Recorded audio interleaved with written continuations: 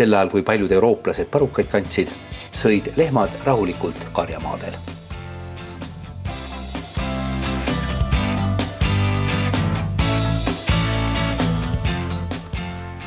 Arvatavasti ei osatud 19. sajandi algul aimatagi, et kunagi saabub aeg, mil kunstjuukseid soovivad vaid vähesed ja paljudes riikides, näiteks USAs ja Eestis, lüpsilehmad karjamaadele enam ei pääse.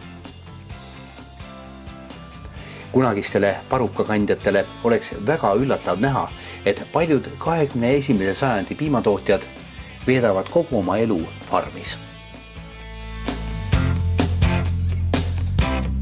Karjamaal kasvava rohu asemel on nende ninaisiseks silo, jõusööt ja erinevad söödalisandid. Silo päevaseks toidunormiks 25-40 kilogrammi.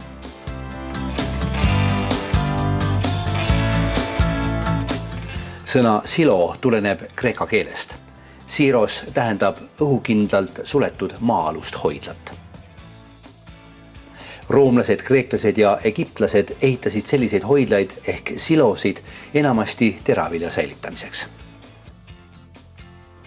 Prantsusmaal on tänaseni säilinud Julius Caesari käsul rajatud väga mahukas maa-alune teraviljahoidla.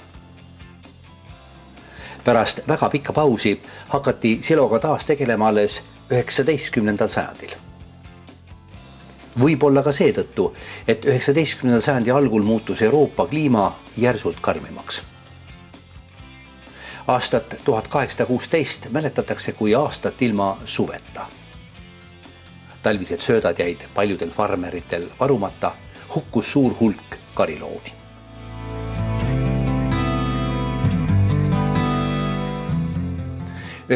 sajandi 80. aastatel võeti Lääne-Euroopas kasutusele Prantsusmaalt levima hakanud hapusilo ehk külmkäärimissilo. Umbes samal ajal esitleti Inglismaal magussilo ehk kuumkäärimissilo. Mõlemad olid teerajajateks kaasaegsetele silotehnoloogiatele. Nõndanimetatud külmkäärimisega saadud silo ongi silo tänapäevases mõttes. Eestis esimest korda on doteeritud silo tegemine 1835. aastast, 1835, Koidi mõisas Paide lähedal.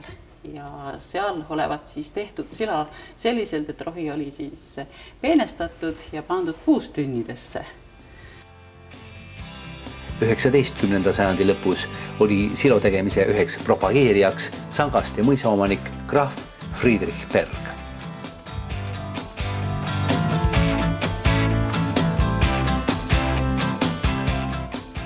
Miks muutus Eestis silo oluliseks just 19. sajandi teisel poolel? Paljudes mõisates võeti sel ajal suund veisekasvatusele. Loomade arv hakkas kiiresti kasvama. Esiplaanile tõusis piimakarja pidamine.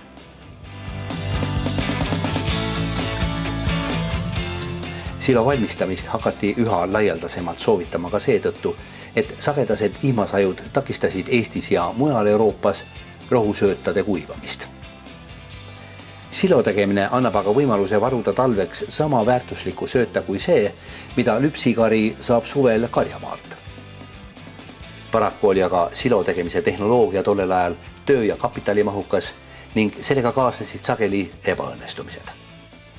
Seetõttu silo valmistamine Eestis 19. sajandil õiget hoogu sisse ei saanudki.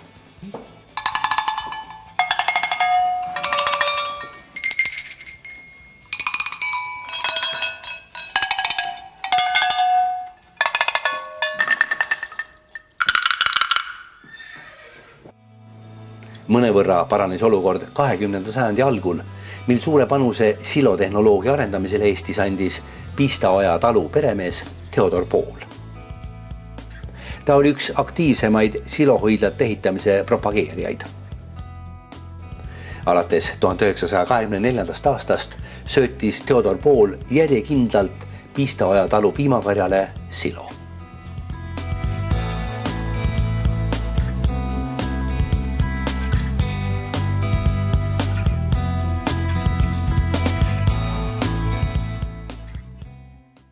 Silol mõistame täna rohusööta, mis on saadud siis käärimise või konserveerimise teel kontrollitud tingimuste juures. Selleks, et mõista, mis silos tegelikult toimub, tuleb siseneda bakterite mikrokosmosesse. Sileerimise biokeemilistes protsessides on 2 põhilist peategelast. Taime enda ensüümid ja söödaga hoidlasse sattuvad mikroorganismid. Nimetagem sileerimisel tegutsevaid mikroorganisme kasulikeks ja mittesoovitavateks. Kasulikud on need bakterid, kes toodavad taime suhkrust ainult piimhapet. Mitte soovitavad aga need, kes käärimise valele teele suunavad.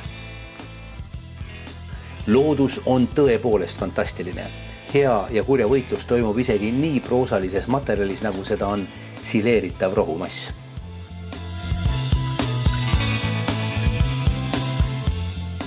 Siin käib võitlus taimedes leiduvate suhkrute pärast. Mis siis veel rääkida mäletsejate mitmeosalisest maost, kus sünnib tõeline imetegu. Peale mitmeid vaheetappe töötlevad mikroorganismid taimse sööda lõpptulemusena ümber piimavalguks. Juba ammustest aegadest on inimene kasutanud 2 põhilist konserveerimismeetodit, kuivatamist ja hapetamist. Üheks kõige levinumaks kuivatatud rohusöödaks on hein. Üheks enim levinud hapendatud rohusöödaks aga silo. Sileerimisprotsess põhineb käärimisel, mida toimetavad bakterid.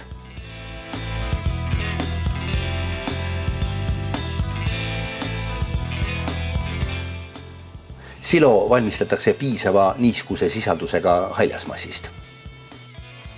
Haljasmass sileerub kontrollitud käärimise tingimustes anaeroobses keskkonnas.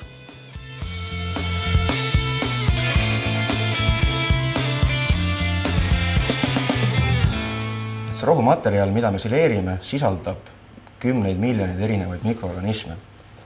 Ja nüüd see sama piimabakter, keda võib olla grammis rohus, ütleme mõnikümmend kuni miljon. Et tema peab hakkama saama siis teiste miljonitega. Ja et teda nüüd siis nii-öelda domineerivasse seisu viia, siis on oluline, et tema arvukus siis tõsta kunstlikult. Ehk siis me viime neid piimabakterid sinna rohumaterjali juurde, et ta saaks siis konkurentsieelise teiste miljonite mikroorganismidele, keda me ei tahaks sileerimisprotsessis osalejatena näha. Käärimisprotsesside suunamise erinevatest moodustest huvitab meid käesoleva filmi raames eeskätt piimhappelise käärimise soodustamine.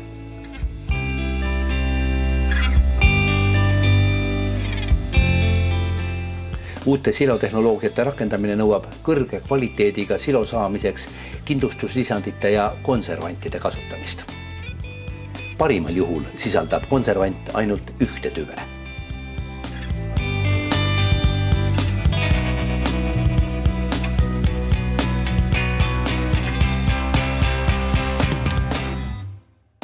Silokonservandi Nordsil väljatöötamisele kulus 7 aastat. Töögruppi kuulusid mikrobioloogid ja sööda kvaliteedi asjatundjad.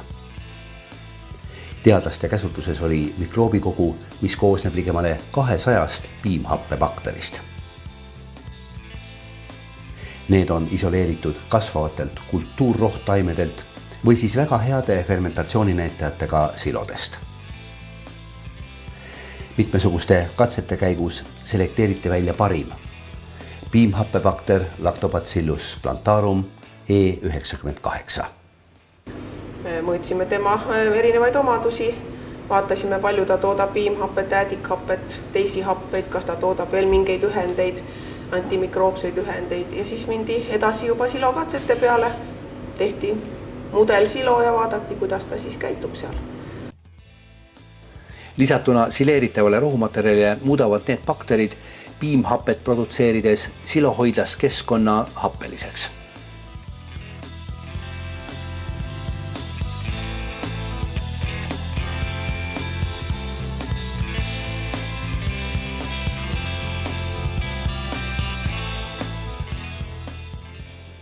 Tulemuseks on sööt, mida võib säilitada pikema perioodi vältel, ilma et see kaotaks oma toiteväärtuses. Silokonservant lisatakse sileeritavale rohumaterjalile selle koristamisel väga töökindlate ja täpsete dosaatoritega nagu Stardos. Kuiv bakterimass laostatakse siis ettenähtud koguses puhtas vees. See lõpplahus siis alatakse dosaatorisse, mis on kinnitatud silokoristustehnika külge, kas siis rullsilo puhul rulonpressi külge või siis transee-silo tegemise puhul selle kombaini külge, silokombaini külge või kogurkäru külge ja sealt siis pihustatakse ühtlaselt see konservandi või silokindlustuslisandi lahus üles koristatavale rohumaterjalile.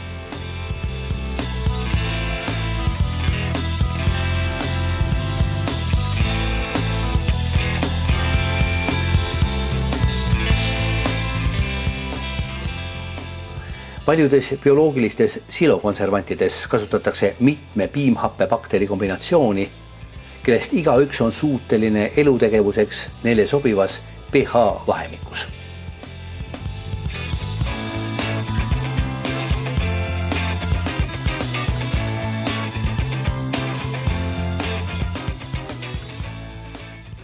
Silokonservant Nordsil sobib väga hästi kõikidesse kliimavöötmetesse, tuleb toime ka naaberriikide taimede sileerimisega.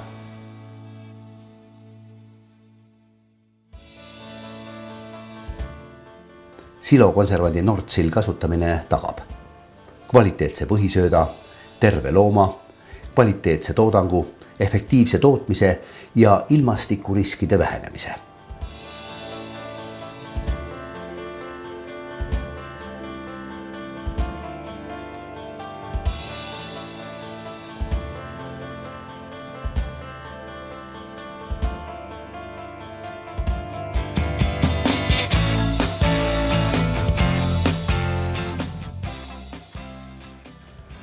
Silokonservandi Nordsil väljatöötajaks on Tervisliku piima biotehnoloogiate arenduskeskuse ja Eesti Maaülikooli teadurid ning osaühingu Starter töötajad.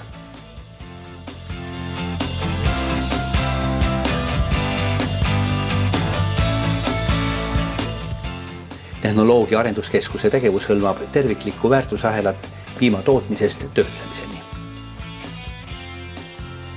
Teadus- ja arendustegevuse tulemusena täiustatakse teaduspõhiselt kogu piima tootmise ja piimatoodete valmistamise ahelat.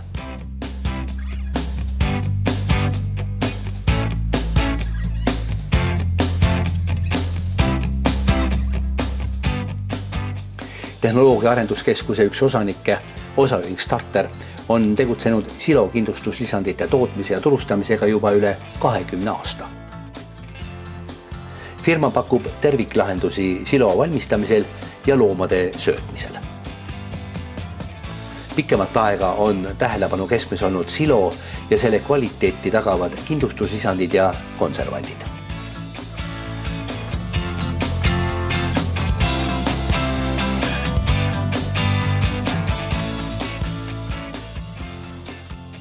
Tehnoloogia arenduskeskuse üheks saavutuseks on inimese südame- ja veresoonkonna tööd toetava bakteri Lactobacillus plantarum tensi avastamine ja selle kasutusele võtmine juustu tootmisel.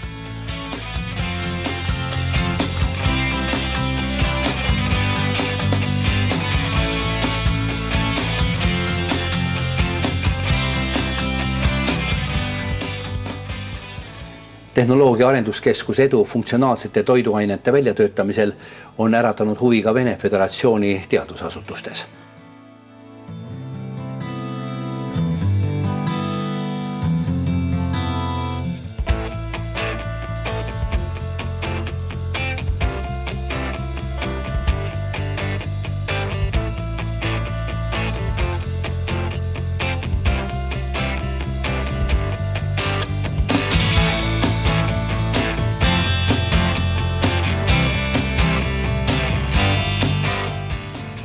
Missuguseks kujuneb silokonservandi Nordsil saatus? Silokonservant Nordsil on tänapäeva tipptehnoloogial põhinev unikaalne toode. Euroopa Toiduohutusameti loomasöödas kasutatavate lisaainete teaduskomisjon andis silokonservandile Nordsill positiivse hinnangu. Tuginedes Euroopa Toiduohutusameti hinnangule, kanti Euroopa Komisjoni määrusega Eestis selekteeritud ja uuritud bakter Euroopa Liidu söödaregistrisse kui silokonservant. Novembris 2011 söödaregistrisse tehtud sissekanne annab loa turustada uut kodumaist silokonservanti kõikides Euroopa Liidu riikides. Selles osas me teeme täna ikkagi suurt ajalugu, et me oleme Eestist leitud bakteriga jõudnud Euroopa tasemeni välja. 15. märtsil aastal 2012 toimus Järvamaal õppepäev silost, selle tegemisest ja söötmisest. Lisaks Tehnoloogia Arenduskeskuse esindajatele esinesid õppepäeval ka teadlased Inglismaalt. Ülemaailmselt tunnustatud söötmisspetsialist professor Wilkinson kõneles teemal kvaliteetne sööt. Teine Briti teadlane doktor Shirley Heron võimaldas osalejatel täiendada teadmisi silo mikrobioloogiast. Silopäeval tekkis elav arutelu silo kvaliteedi hindamise normide üle. Eesti farmerid on lasknud silo analüüsida nii kodustes kui ka välisriikide laborites. Paraku on olnud sama silo puhul eri laborite tulemused täiesti erinevad. Ja tekibki küsimus, keda või mida uskuda. Eesti laborites kasutatavad normid on pärit Põhjamaadest. Tegemist on silo kvaliteeti iseloomustavate näitajatega, mida sobib kasutada juhul, kui silo fermentatsioon on toimunud piiratud ulatuses. Dr. Heron Inglismaalt soovitas aga lähtuda silo omaduste määramisel normidest, mis sobivad silo kvaliteedi hindamisel ka juhul, kui sileerimisel toimus fermentatsioon kogu ulatuses. Seega silo kvaliteedi hindamisel tuleb lähtuda eeskätt sileerimisel toimunud fermentatsiooni iseloomust. Kvaliteetse silo tootmine ja silo pikaajaline säilitamine on piimatootmises üheks põhiprobleemiks. Tehnoloogia Arenduskeskuse teadlastel on õnnestunud välja töötada silokonservant Nordsill, mis võimaldab tõsta silo kvaliteeti ja tagada selle säilitamine pikema aja jooksul. Uue silokonservandi omadustel on nüüd ka ametlik rahvusvaheline tunnustus, mis kinnitab, et tegemist on tõepoolest unikaalse tootega.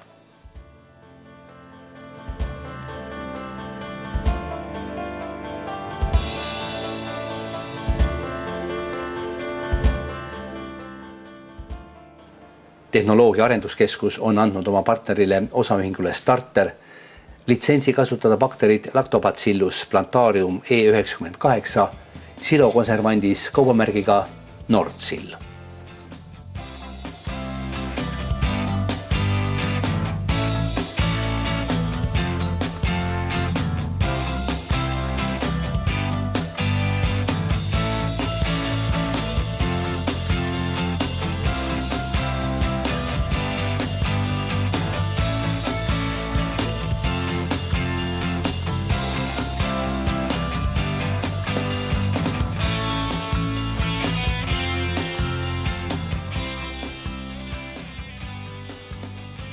Rohusöötade arendamisega on jõutud sellisele tasemele, et erinevus suvel loomadele söötetava harjamarohu ja noorest rohust tehtud silo kvaliteedi vahel on minimaalne.